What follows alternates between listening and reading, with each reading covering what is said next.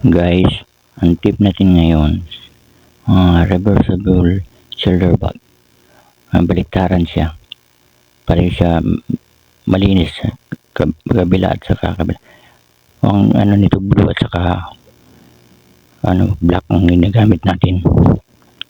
Tapos mayroon siyang zipper sa body na pinaka-pocket niya. Straight din kasi laki din ang body. Baliktaran din. Pag binuksan mo sa kabila, ganun din ang zipper sa kabila.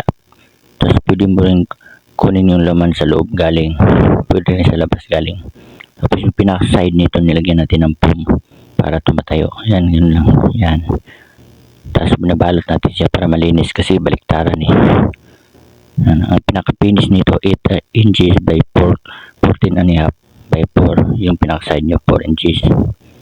Tapos yan. Yung shoulder naman yan, di tanggal-tanggal lang. Yan, okay, tapos na yan siya. Yan, baliktad natin siya, yan. Okay na siya. Okay guys, thank you guys.